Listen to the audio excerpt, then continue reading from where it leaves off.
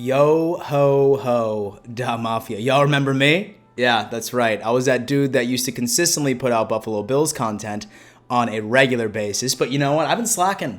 I'm not gonna lie. And I feel like I deserve to give you all an explanation. This past weekend, I was on a bender with the boys, okay? Just kidding. Technically, it was a bachelor party, but since I am almost about to be 30 years old, my hangovers typically tend to last a bit longer than a lot of you young bloods out there. Hungover on Sunday, hungover on Monday. Here we are, Tuesday night.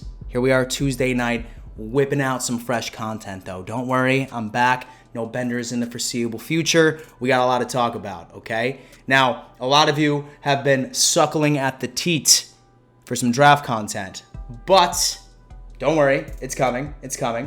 I am going to be doing one last free agency video, and I mean, granted that we sign another free agent that's worth making a video on, or we make some crazy trade, obviously, I will make those one-off videos.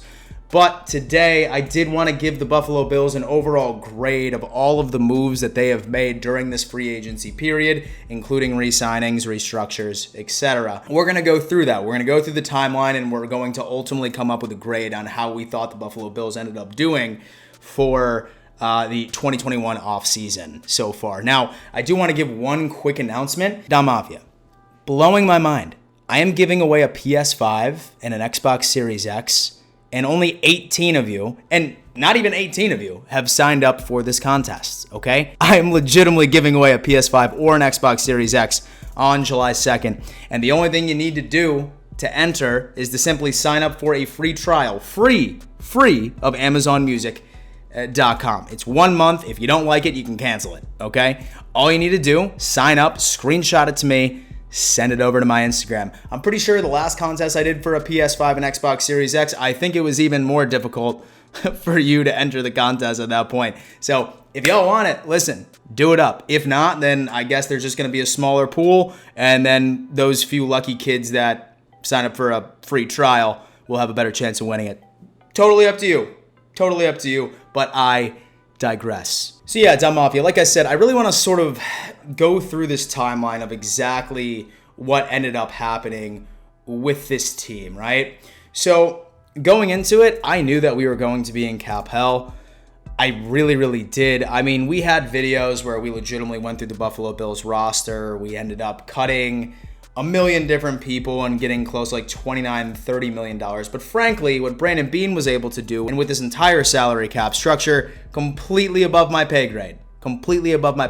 I wouldn't be able to sit down and analyze it and look you in the eye and give you an explanation of what this magician did.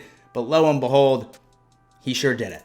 He sure damn did it. It started off by the heartbreaking cut of John Brown, which a lot of us didn't end up seeing coming. We also ended up letting Quentin Jefferson walk, right? We didn't entertain re-signing this guy moving forward. However, we did agree to have Mario Addison and Vernon Butler come back, two candidates that I was anticipating to be cut going into the offseason, going into free agency.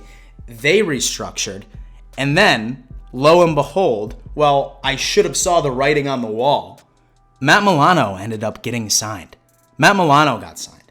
Now, y'all knew that I was the dude that was legitimately accepting fate. I knew that that man was about to be playing linebacker for a different team, and the only thing I wanted was just for Dude Man to not be in the AFC East, because I didn't want it to bite us in the ass for not being able to bring him back. But he came back, and he came back on a pay cut, because apparently the culture that Sean McDermott and Brandon Beane have created in Western New York, in Buffalo, has been such a monument to where players want to be a part of.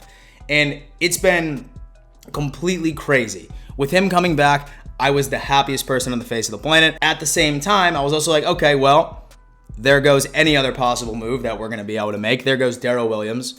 There goes Feliciano. There's no way that we can afford both of them. And lo and behold, we do.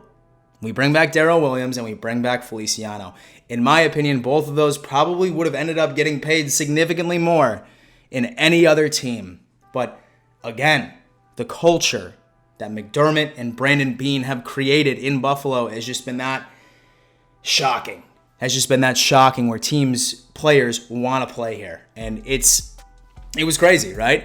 And then at the end of the day, okay, so Milano, Williams, and Feliciano got signed. There's no way we're going to be able to sign anybody else, right?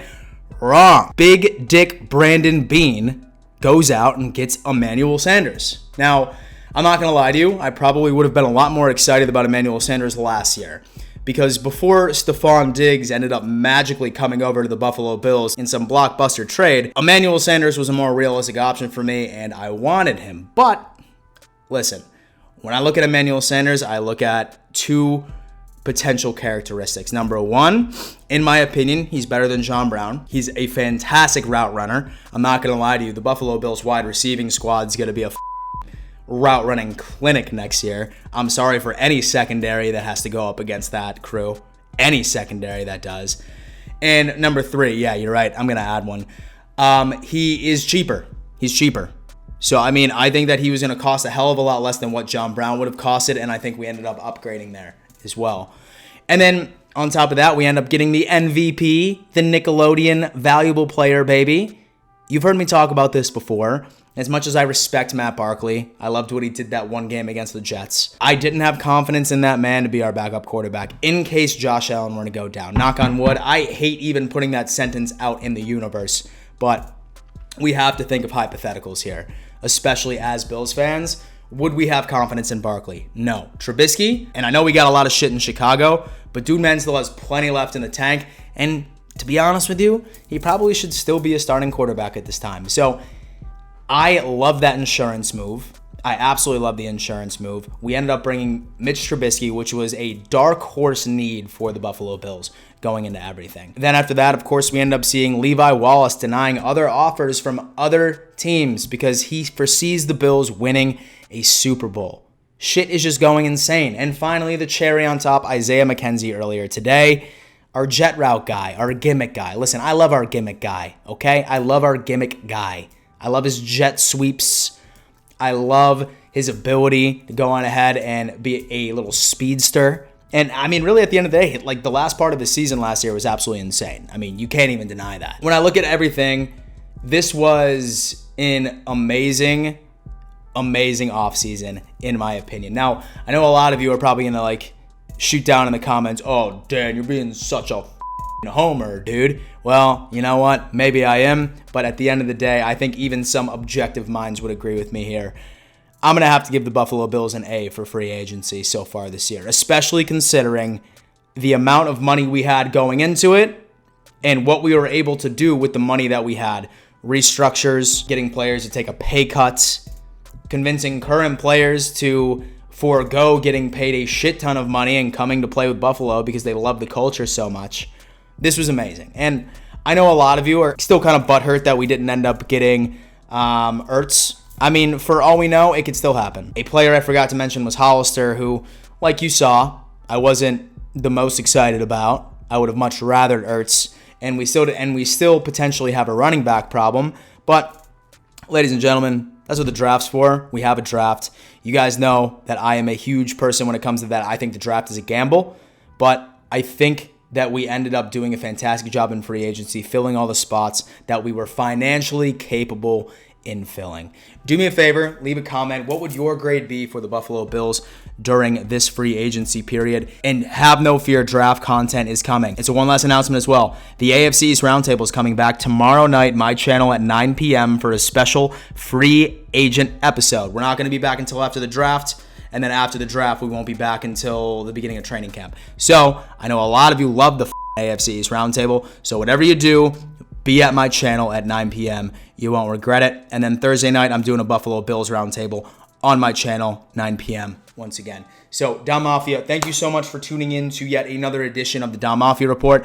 I missed you all terribly, and be on the lookout for my live streams coming up in the next couple of days and draft content following shortly afterwards. Thank you again, and before I let you go, always remember, let's go Buffalo.